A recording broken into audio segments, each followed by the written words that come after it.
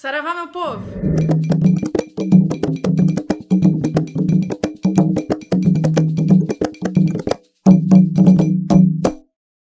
Eu tô aqui hoje para falar sobre a relação da Umbanda e da bruxaria. Se tem a ver uma coisa com a outra ou não, a gente esquece esse caminho aí. Antes de mais nada, quero dizer que eu não conheço bruxaria, que eu não conheço a religião Wicca, que eu não conheço outras religiões que trabalham a bruxaria, tá?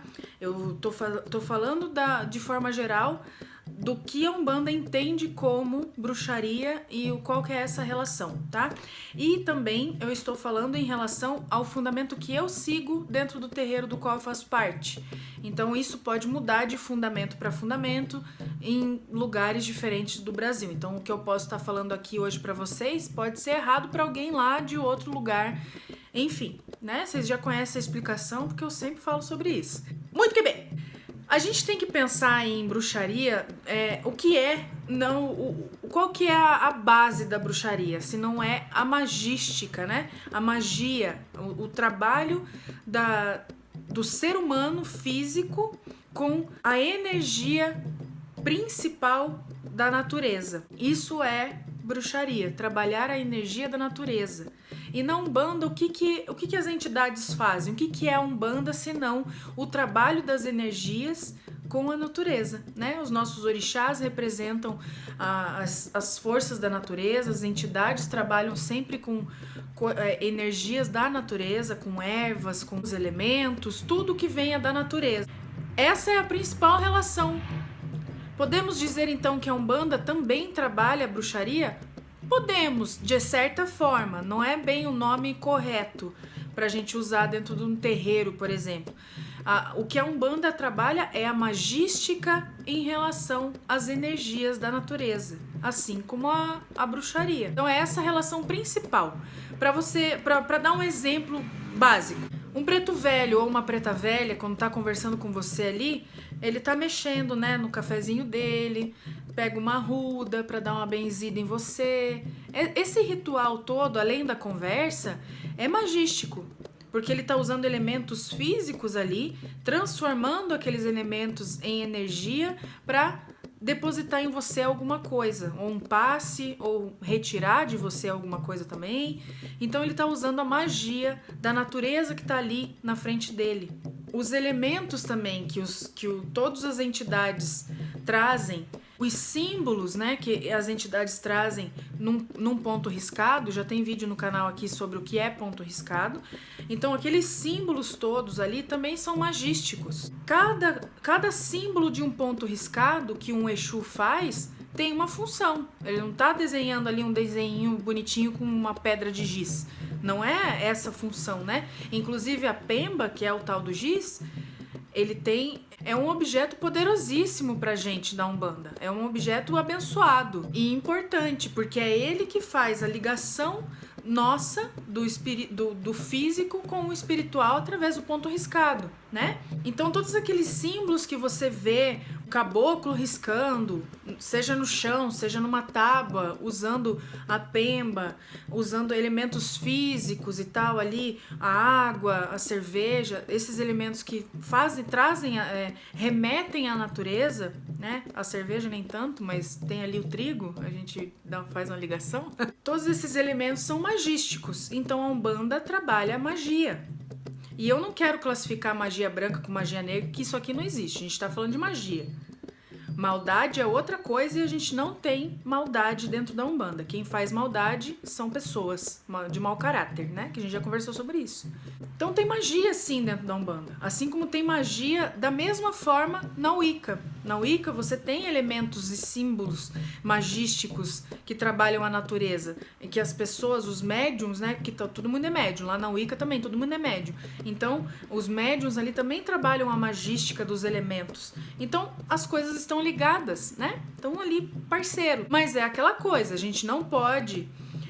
tem muita intolerância em relação à bruxaria, porque toda vez que a gente ouve a palavra bruxa, a gente remete lá àquela coisa, com o nariz pontudo, com aquela verruga aqui no meio, aquele chapéu pontudo, mexendo aquele caldeirão, colocando perna de aranha, essas coisas, né? A gente remete a cena na nossa cabeça de bruxa fazendo mal, fazendo coisa ruim, por causa principalmente de tudo que a gente já ouviu, principalmente na nossa infância, em relação às bruxas lá das princesas da Disney, que é tudo ruim, as bruxas tudo, bruxa da Branca de Neve, da Cinderela, não sei o que, são tudo bruxas, tudo faz mal. Então a gente remete muito a essa bruxa como um termo pejorativo ruim, e nunca como um bom, né? E a bruxa também faz o bom. O que é a preta velha se não uma bruxa? Benzedeira, curandeira, na conversinha ali com você, você já chorou, já desabafou as suas mágoas, já limpou tudo que precisava limpar, então ela fez tudo ali num papinho com você, trocando uma ideia. Vê se isso não é bruxaria, não é mesmo? É mágica, é magística, que tem nas duas religiões. Existe Umbanda com Wicca? Existe. Não tô falando que o nosso terreiro faz, não tem essa correlação. Mas existe terreiros de Umbanda que trazem as linhas de Wicca. Existe também uma linha de bruxas que faz parte da esquerda de alguns terreiros de Umbanda. No nosso ainda não tem. Mas elas podem se apresentar assim, como pombogiras, inclusive. Existem várias pombogiras que foram bruxas e que carregam essa magística, esse tronco, né? Essa essência de quando elas eram bruxas para agora que elas viraram pombogiras. Mas existe, além das pombogiras, uma linha específica de bruxas e bruxos. Tem alguns terreiros que chamam as pombogiras que são bruxas de pombogiras anciãs, ou os próprios Exus de Exus anciãos. Daí eles não são bruxos, não tem essa palavra, mas tá ligado uma coisa na outra também. Então tem bastante terreiro que traz essa linha de bruxas para trabalhar principalmente a cura. Então essas pombogiras que se apresentam como bruxas, elas trabalham muito a questão da cura, das ervas. Já ouvi relatos de pombogiras que trabalham a cura do útero das mulheres, de mulher que perdeu filho, de mulher que tá com algum problema de cisto, alguma coisa assim. Então essas bruxas trabalham bastante essa parte do feminino, da cura do feminino da mulher. Óbvio, né? No feminino do homem ele fica um pouco difícil. Mas assim, não quer dizer que eu não posso ter filho nunca, vou lá numa bruxa, ela vai me curar. Não, não é isso. Tô dizendo que elas trabalham essa parte, tá? Não tô prometendo nada aqui, eu não tô prometendo. Cuidado, eu não tô prometendo nada pra ninguém. Então tem alguns terreiros que algumas pombogiras se apresentam, né? Oi, eu sou a bruxa X. E fala o nome. E aí tem alguns terreiros que permitem isso tudo. A entidade dirigente da casa tem que autorizar, né? Por exemplo, eu trabalho no terreiro Pai Jacó, o dirigente do meu terreiro é o Pai Jacó, um preto velho. Então ele vai autorizar o trabalho de uma pombogira que trabalha na linha de bruxaria no terreiro. Ele que tem que autorizar essa parte. Então vai de terreiro para terreiro, de entidade para entidade, né? Eles que autorizam a entrada, vamos dizer assim, que é uma entrada. Porque assim, cada entidade ela tem uma missão.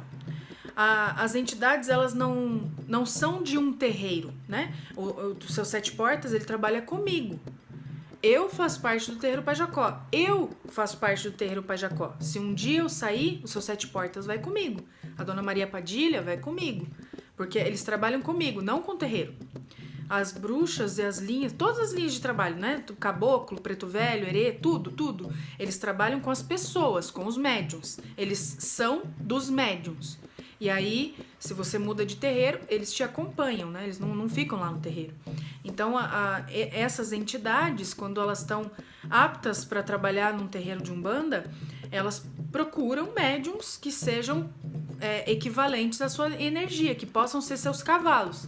Então, quando elas encontram, assim, por exemplo, uma bruxa vai lá no terreiro, conversa com o Pai Jacó e fala assim, eu sou um espírito que estou pronto para trabalhar com a Carol, aquela moça ali que tá ali cantando e tocando atabaque, quero trabalhar com ela.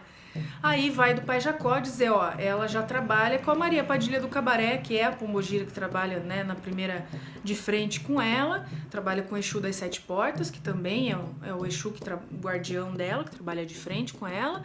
Você viria ali num segundo momento, talvez, ou não viria, ou não está autorizado, nesse terreiro não é permitido. Aí, por inúmeros motivos, não é permitido. É uma entidade que vai dizer, não é um pai de santo, não sou eu que vou dizer pra vocês, porque diabos uma bruxa não pode ser autorizada num terreiro. tá? Eu não sei quais são os motivos, mas pode acontecer.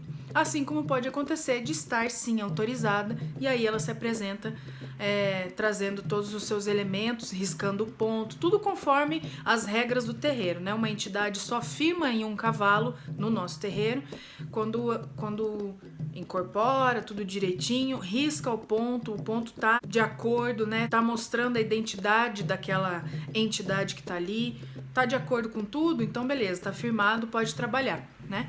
E aí é mais ou menos isso. Então a linha das bruxas trabalha muito bruxas, e eu digo bruxos também, porque também tem homem, né? Espírito masculino nessa parte. Trabalham muito a linha da cura, são muito curandeiras, vamos dizer assim. As bruxas, principalmente em relação ao feminino, trabalhando a cura do feminino. Mas eles também trazem toda a magística de proteção. Eles trabalham junto com os guardiões, também trabalham em cemitérios, nas encruzas, né? Tem todo esse trabalho aí. Depende do ponto de força de cada entidade. Mas eu sei que tem muita gente que me segue que entende muito melhor que eu disso tudo. Então deixa aqui nos comentários que eu também gosto de aprender com vocês. Me explica como que funciona. Se no teu terreiro tem a linha das bruxas, me explica qual que é o trabalho delas, como é que elas trabalham. Vamos tirar um pouco do preconceito das pessoas em relação às bruxas, que bruxa só faz maldade, essas coisas assim. Vamos colocar na cabeça que quem faz maldade são pessoas e não é a religião, né? Tá bom? Tenha uma ótima semana, saravá e muita axé.